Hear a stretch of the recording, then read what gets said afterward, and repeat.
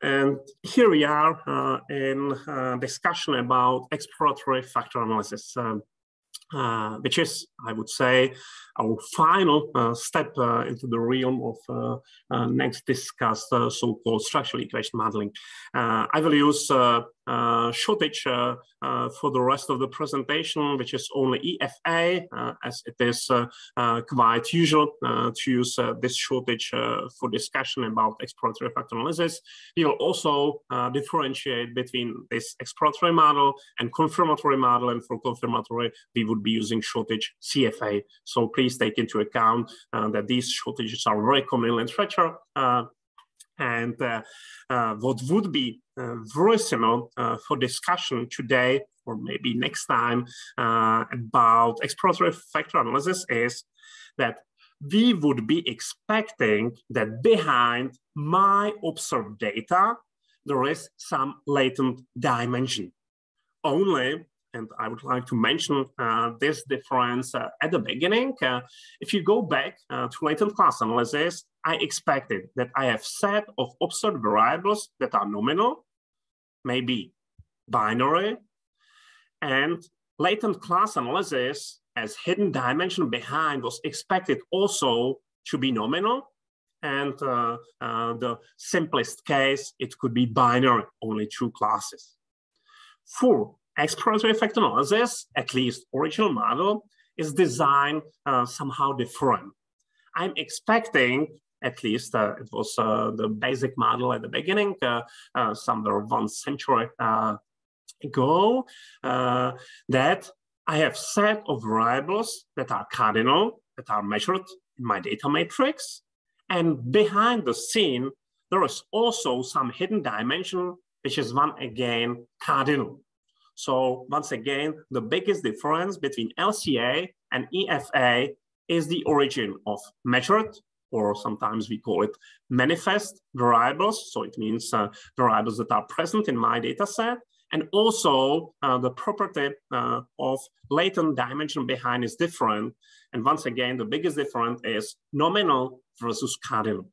I would like to say that by development and also by data simulations, which were not available, of course, if you can only provide hand computations, it was found that factor analysis could be also quite capable to work with data that are ordinal by their property, but still behind the scene.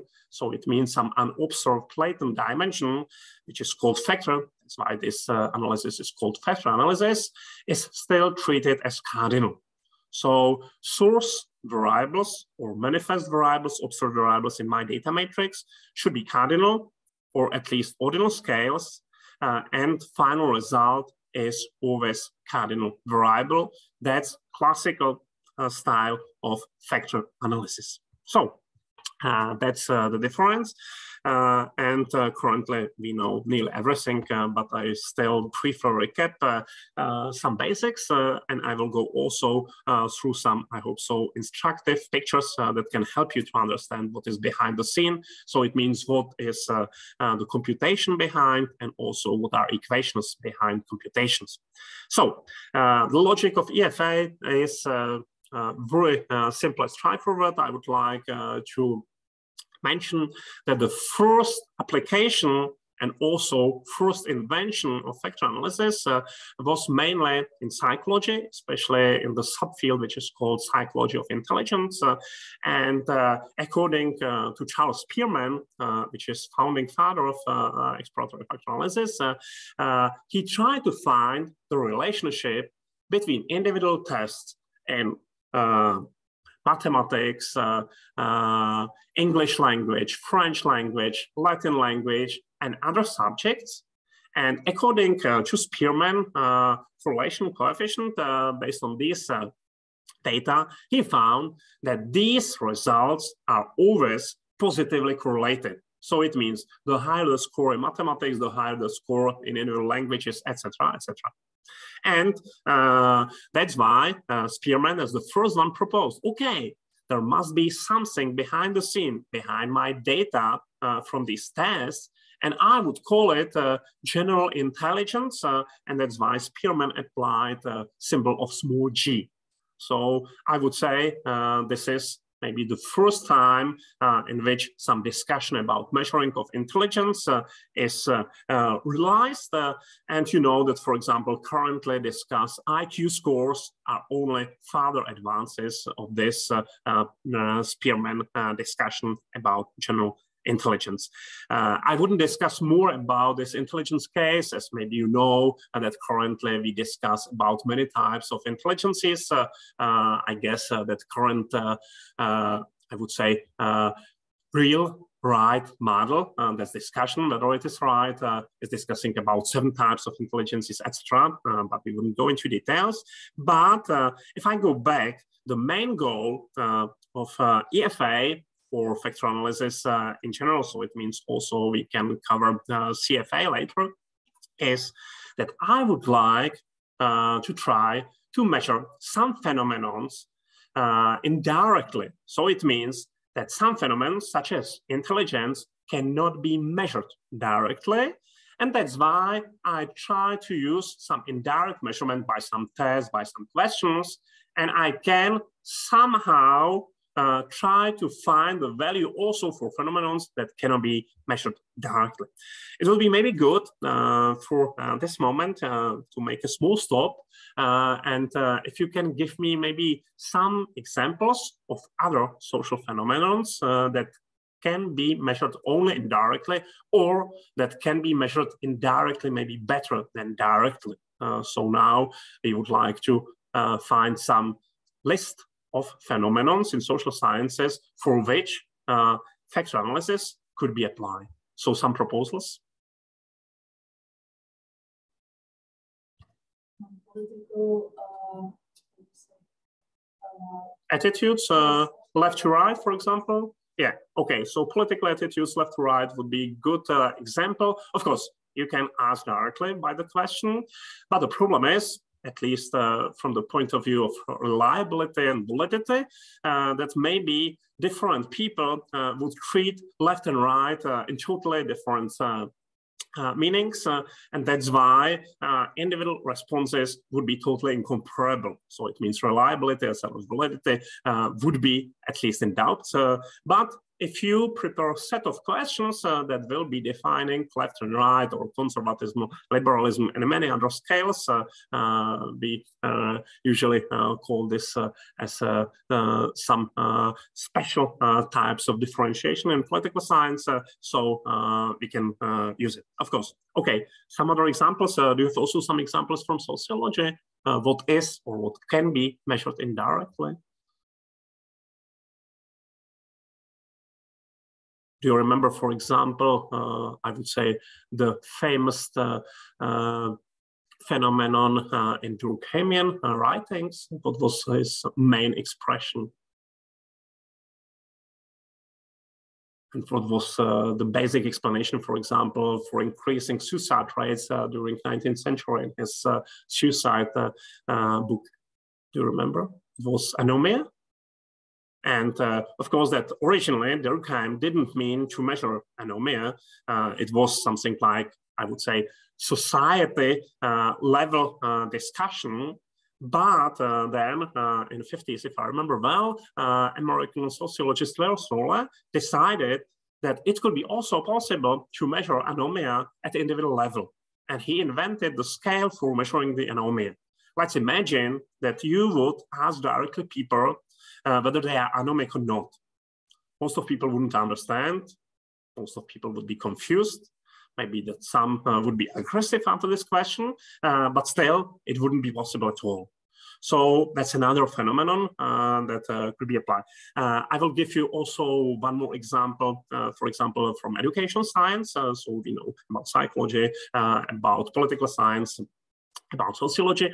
So at least one more discussion from educational science. And in educational science, for example, they are measuring, especially for kids and students, something what is called self-efficacy. Self-efficacy means whether I feel confident, for example, in mathematics, languages, etc., etc. And the theory behind, if I remember well, the main key person is Bandura, social psychologist, is saying that the higher is your self-efficacy, the better you are in this sphere. It means in individual subjects we are discussing about schools. And there is a well-known scale, once again, for measuring the self-efficacy by set of items. So these are examples of indirect measurements. So here we are, and now we will go into some pictures. So I will go into the, I would say, basic picture for exploratory factor analysis. Let's imagine, and I know that this model is very simple and maybe not realistic, but let's imagine I have 4 items in my data matrix.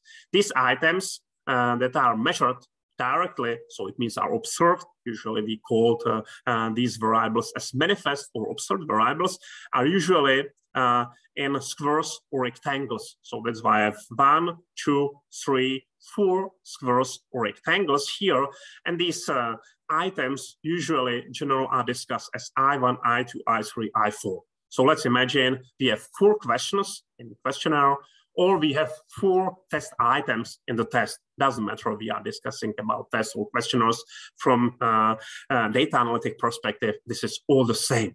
So that's the basic. So I have 4 items in my data matrix that are present. And then I'm expecting, for example, that I would like to inquire 2 hidden dimensions behind. So these 2 hidden dimensions here are in these circles. So we can differentiate that circles we use 4 latent variables. So it means that are not present in my data. Once again, squares or rectangles are for manifest data. Instead of circles, sometimes we use ellipses. And here we have expectation to have 1 and second factor called simply factor 1, factor 2.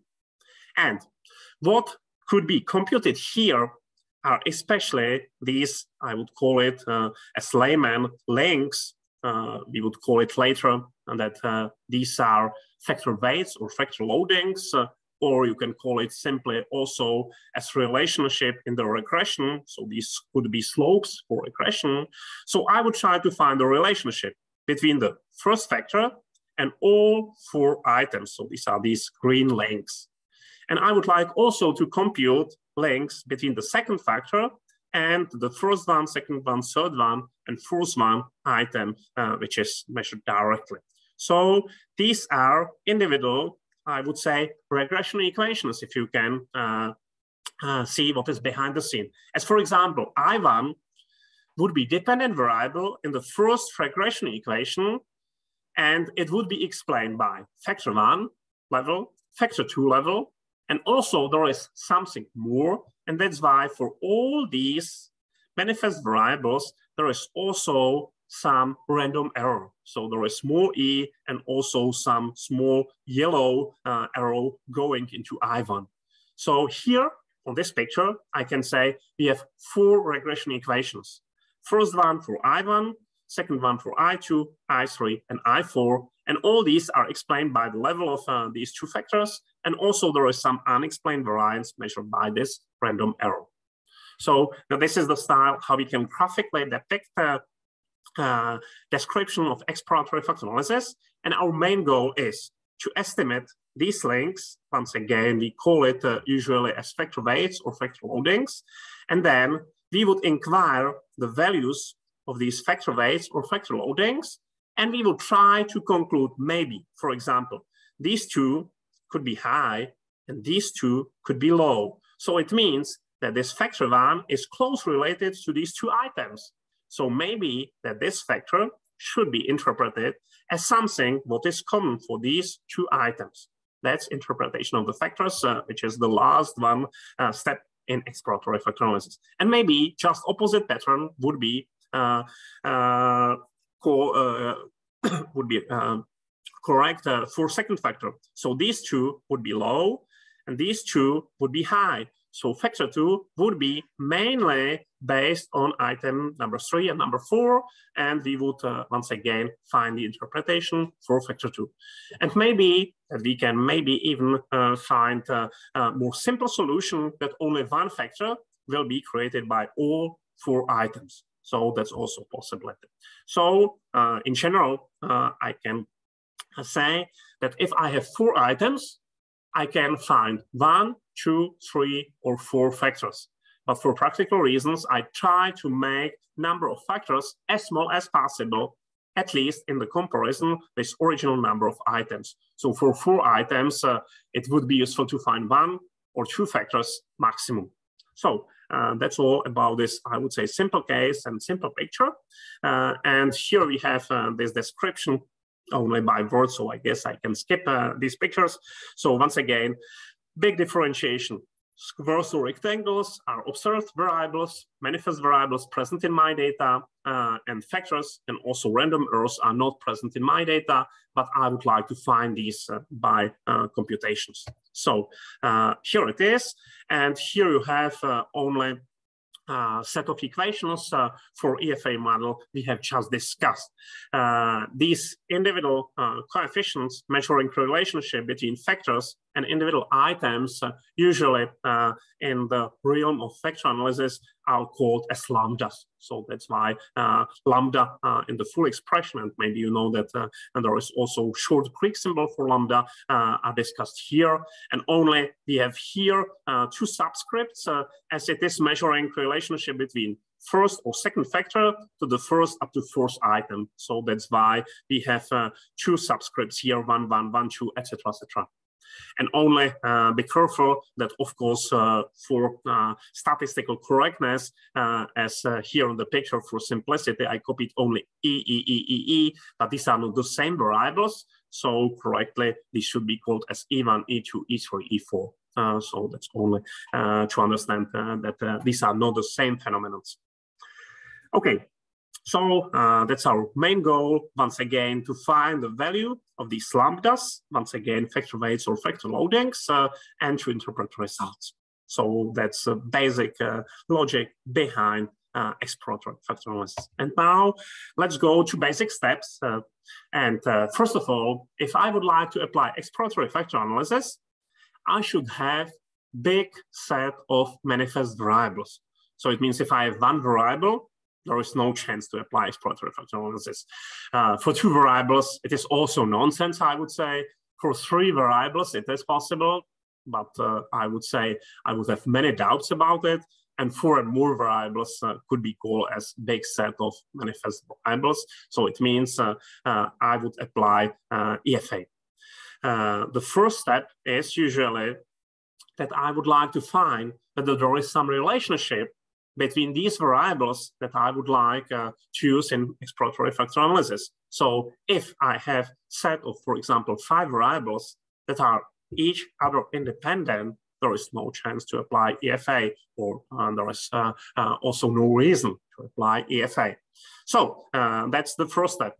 Big set of variables that are at least in some groups somehow related. And our main goal is that we try to find, once again, what is behind the scene. So it means trying to find latent variables that are called factors.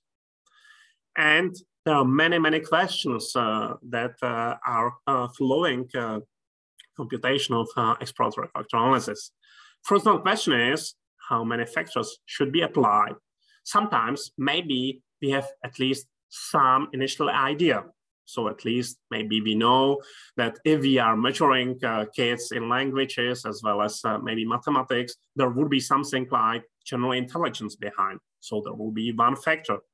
If we have set of questions and we expect that maybe they are measuring left and right scale, once again, maybe we have some idea that we would have 1 factor. But sometimes there are no such easy cases.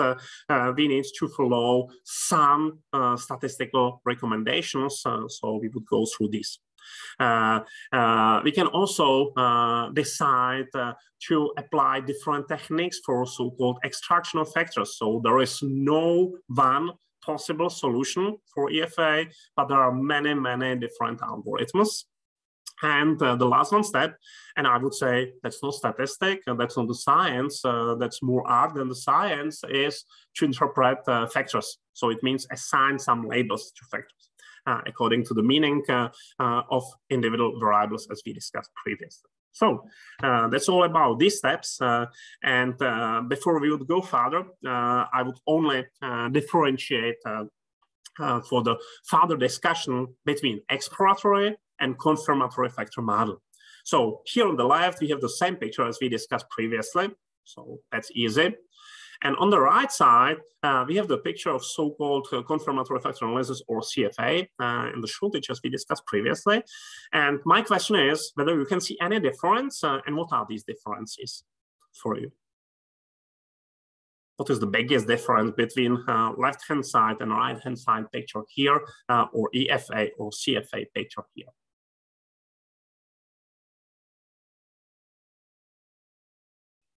The CFA factors only apply to a smaller number of variables. Yeah, here there is no, we call it usually as cross-loadings. So there is no link from factor n to I3, I4, or from factor 2 to I1, I2.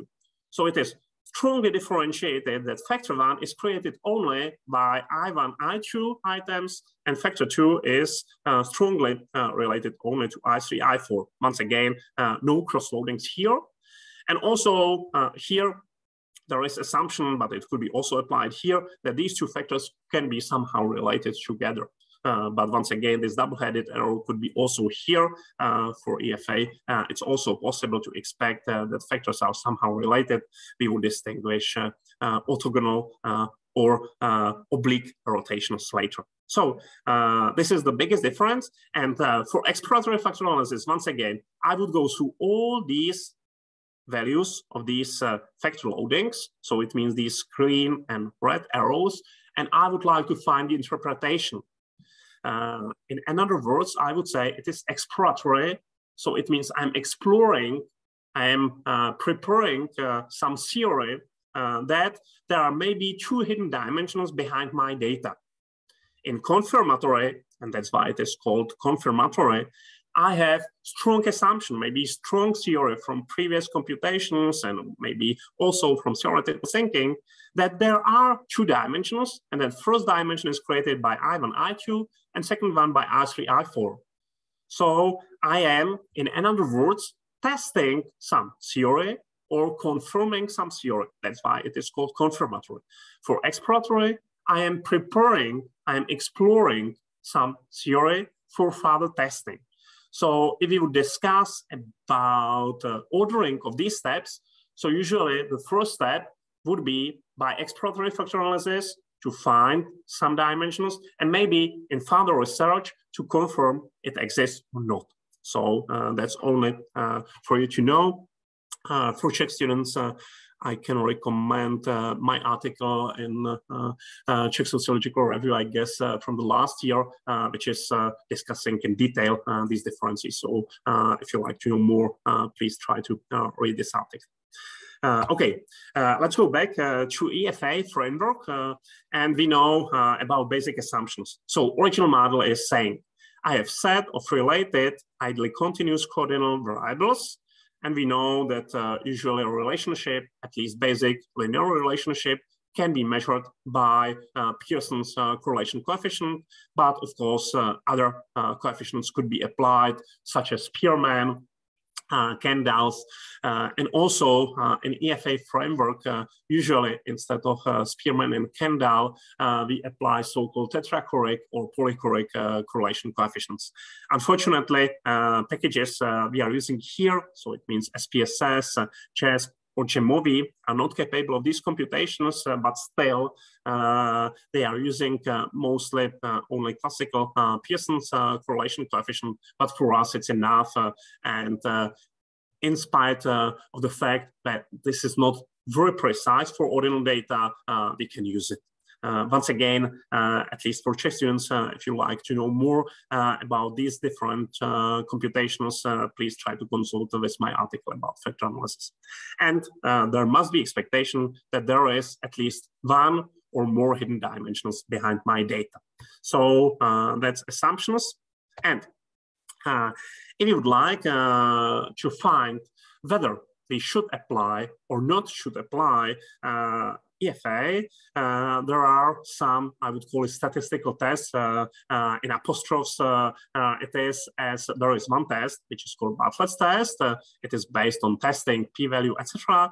But there is maybe much better criteria. So that's why it's not test directly, which is called KMO. And this KMO criteria is maybe the best for the evaluation of the quality of application of exploratory factor analysis. So maybe we will discuss about this KMO more than about Bartlett's test. And this KMO, the easiest recommendation is saying that the value above 0.5 means I should apply EFA into my data. So here we are, and I will propose to switch into JAMOVI currently.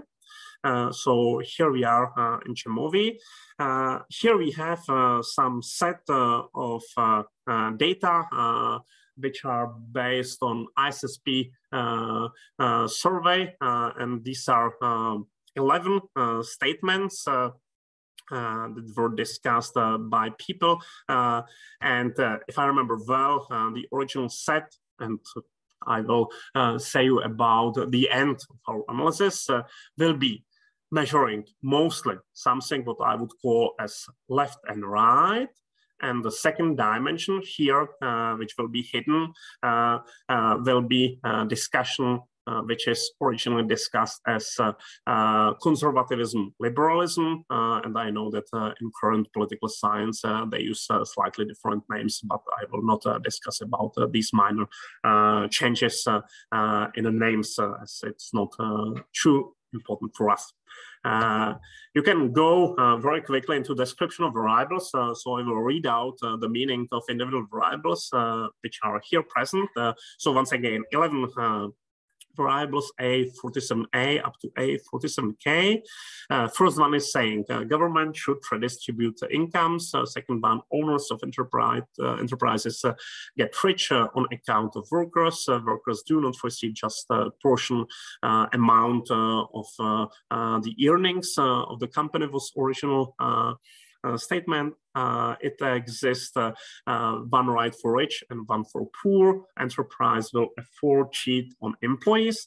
And once again, I have expectation here that first 5 items here would be measuring left and right scale. So it means if I agree, I would be on left hand side, and if I disagree, I would be on right-hand side of the scale. And the last 6 items here, that young people do not accept traditional values, death penalty should be back for some crimes. School should learn children recognize authority. To follow law is good, even if the law is bad. So it means some obedience. Discussion, censorship is necessary for keeping rules, and strict penalty for some big breaking of law is the last one item. And once again, these 6 items measuring liberalism, conservatism. Mostly, if you are agree, you are conservative, and just opposite is true for liberals. So that's it, at least from theoretical point of view.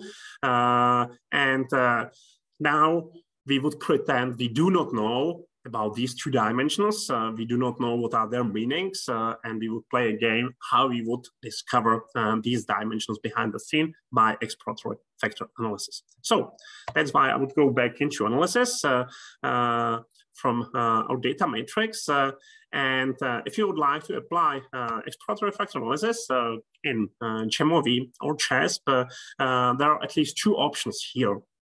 And that's the reason behind this, that there are 2 very close techniques.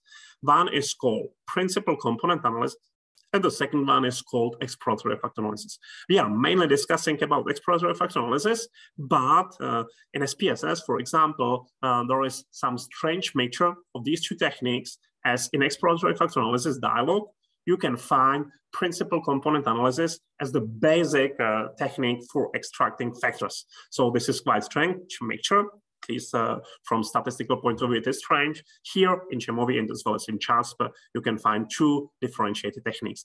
I will discuss briefly about small difference between these two techniques later. I've prepared a picture for you, which is trying to explain this difference. So here I would go into EFA dialog. And I guess, at least if you're familiar with EFA in SPSS, so it is nearly the same dialog as you are expected to choose. So here in the first step, we need to define set of variables that are present here. So I would take A47A up to A47K two variables to the right window. So here it is. Of course, we could, before any computation, check whether we define missing values, etc. But all these steps are predefined for you, so that's correct. And now, as we discussed about discussion whether apply EFA or not, Bartlett test and KMO should be computed. So I would go here to assumptions check and ask for Bartlett test authority and KMO measure. Also in SPSS environment, you need to ask for these two computations. And here we would get new one table, which is called assumptions check. So first one table is Bartlett's test of sphericity. And the second one, quite long table, is discussing KMO, or sometimes it is technically discussed as MSA. It is shortage for measure sampling adequacy. And here we have one value, which is overall KMO. So it means for all variables together. And then MSAs for individual variables also present here. Also, for example, in a SPSS environment, you can ask for this output, but you need to ask for special so-called anti-image correlation matrix. I will show you brief insight into a SPSS environment next time. So today, we need only to discuss apply or not apply EFA. So if I discuss about this Bartlett's test of sphericity, the null hypothesis is saying that variables are not correlated enough to apply EFA. An alternative hypothesis is saying, no, they are somehow correlated and EFA should be useful. So my main goal should be to find ideally small p-value, which would lead to rejection of null hypothesis. As I have here p-value at least below 0.001, I would be happy. Okay, I can reject null hypothesis. I can say, yeah, let's apply EFA. One big warning related to Bartlett's test or any statistical testing. The higher the sample size, the bigger the probability that I would reject null hypothesis generally. Doesn't matter which test I'm applying. So I would say that if you would like to use this Bartlett test as sensitive measurement of correct usage of EFA, let's have data maximum in hundreds of units. If you have bigger sample size, nearly every time Bartlett test of sphericity would advise, yeah, apply EFA, but sometimes it could be false advice. So that's why I wouldn't believe in detail, at least for my data, we have more than 1,000 of units to Bartlett test, but I would apply KMO criteria. KMO could be in the range from 0 up to 1, and the easiest recommendation, once again, following slides, is saying at least 0.5 would be good. And here we have overall KMO, which is 0.8, which is quite nice, and it is saying, yeah, let's apply EFA. And also, here we have KMOs, or more often it is called as MSAs for individual variables. And also you can see that for all variables, these values are quite nice. So there is no doubt about any individual variable that should be included in my analysis. So that's the first insight. And we would be using this set of variables for EFA. And here we are. For the next steps, I would skip correlations maybe for today. Only I will show that maybe first step, which is not present here in EFA discussion, would be to go to correlation matrix, and I would compute correlations for all variables as the first step. So we would skip it. I will show you some small examples next time. And now we will discuss about extraction of factors and about number of factors we should take into account. So first, brief discussion about extraction techniques. So there are quite a lot of possible approaches, but at least there is two possible approaches which are related. Once again, one is called EFA and one is called principal components analysis. So here are the picture, and this picture is, I hope, clearly describing the difference. For EFA, which we are computing currently, we have hidden dimensions here, and hidden dimensions or their levels are predictors of manifest variables. So we can see that these arrows are going from latent dimensions, factors, to observed variables. So that's the model in which I would say dependent variable is manifest variable and independent variables are factors behind the scene. In principal components analysis, usually we use shortage PC, it is just opposite. You are trying to discuss that maybe origin could be found in manifest data, and you are somehow computing from these results hidden dimensions behind. So arrows are going from manifest to latent variables. So these equations are just opposite. So it means dependent variable is principal component, we usually call this latent dimension, and independents are my observed data. I can maybe mention two examples that could give you understanding that these two models are quite close, but could be applied in different settings. So if I would go back to intelligence case, so I would say that EFA would be appropriate technique for this case, as I have individual tests, but maybe the reasons why I'm observing correlations between individual test results is general intelligence somewhere behind. So intelligence is the source for results for individual tests. So that's why arrows would be starting from intelligence to individual test results. So it would be classical case of EFA. Now I would switch from psychology of intelligence into sociology, especially into the sub-branch which is devoted to stratification. And you know, at least about many options how we can measure social status. So let's imagine we would take, for example, education level, we would take income, and we would take maybe some cultural activities for simplicity. So three phenomena that could be somehow measured directly. So we would have three variables, and behind the scene, there would be social status as latent variable. But according to my opinion, and maybe I'm too pessimistic to this social status concept is total fiction of sociologists, and it's totally artificial. There is no real entity such as social status in the society. It was invented by sociologists.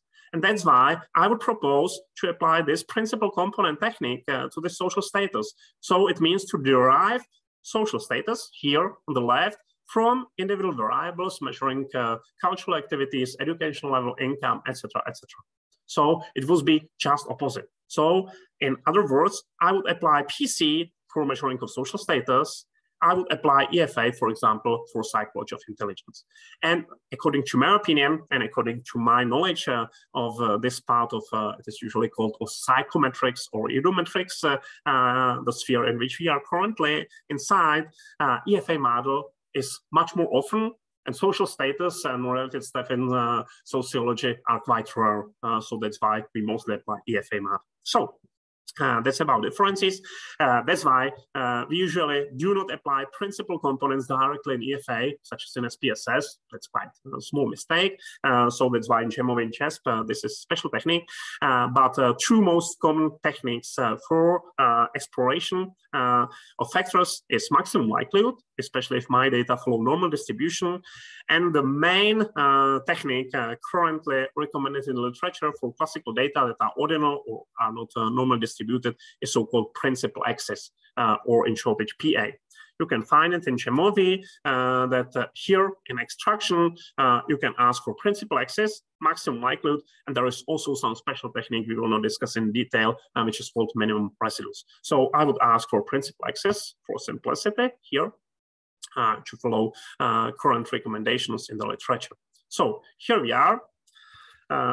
And we can go further for the last 5 minutes. So I would go into some results, and I would briefly discuss about number of factors or how we can select correctly number of factors. So once again, if I would have some idea that for my task, for example, 2 factors are nice to extract, so I would ask directly, and here is the dialog on the left-hand side down, that I can ask for fixed number of factors. So this is the last option. There are also 2 more options here in JAMOVI. You can find the same set of options in CHESP. In SPSS, there is no option for parallel analysis currently. And there is so-called parallel analysis and some computation which is based on eigenvalues. Before we start this discussion, I can show you so-called scree plot. This is last additional output here, which can help us at least to understand the result of so-called parallel analysis and also results based on so-called eigenvalues. So here we would get new one picture. Here it is. And this picture, at least in JAMOVI and CHESP environment, is offering 2 curves. One, which is discussing data. So you can see these blue circles. So these are eigenvalues for my data. And one, which is called simulations. These simulations are mainly interesting for so-called parallel analysis, which is currently the mostly recommended rule for decision how many factors we should apply in EFA. So here we have my data. And if I apply so-called recommendation of parallel analysis, it is following this recommendation. Let's take real data, so-called eigenvalues. So these are values that are computed for correlation matrix for my data. If you do not know what is eigenvalue, you can live without it, I guess. And then there is simulated set of these eigenvalues for data that are fully uncorrelated. This was proposal of Horn in 1965, if I remember well. And Horn proposal of so-called parallel analysis was saying, okay, let's take number of factors for which these real eigenvalues, so it means these blue circles, are bigger than these simulated eigenvalues. So it means this seems like orange circles. And if I can see correctly this picture, which is called scree plot, for the first 3, it works. And for the first one, the orange and blue are near the same, or maybe orange is bigger. So that's my proposal here would be take 3 factors. And once again, this is, at least according to current recommendations, the best recommendation we can apply in EFA. That's why also in the first table here, 3 factors are prepared. First one, second one, and the third one. We will discuss about interpretation of these results next time. And today, we will also briefly discuss about other proposals for number of factors. Second one is saying, let's take number of factors for which eigenvalues will be above 1. So I guess he would take only 1 factor here. This is called as Kaiser's rule. And the last one is take number of factors according to your decision. So for example, we would like to take 2, so we would type in the fixed number 2 factors. So these are results from parallel analysis, Kaiser's rule, and fixed number. And we can also ask for a so-called factor summary, I guess, as new one result here. I will try to find it. And here we have the table summary factor statistics. And one more rule, but it is quite difficult to apply for principal axis, is saying that you should also take into account cumulative percentage of explained variance. But for PA, it's impossible to find very simple rule, but we should try to maximize this cumulative percentage. But currently it is 32. I know it's quite good results for PA, but there is no simple recommendation here. So here, if I would like to conclude, I would recommend maybe to take 2 factors if you would like to follow some expectation, or take 3 if you would like to follow the best parallel analysis which is present currently in CHESS or JAMOVI. And here you have the same picture for parallel analysis, only this is picture from CHESS for you to understand.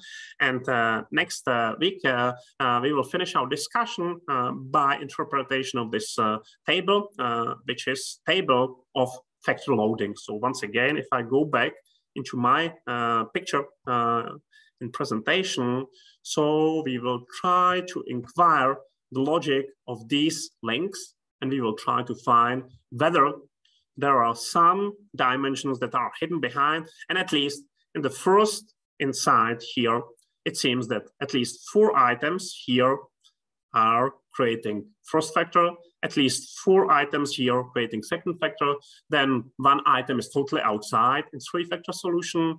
And here you have totally blank row, so it means that this item is also slightly out of the solution. Also for A47J, it is also slightly outside. Of course, that currently we are hiding small loadings below 0.3. If we would change this value, we would see more figures here, and maybe my interpretation will be slightly more complicated, but we would go into this step next time. So that's all for today, for at least first insight into EFA model.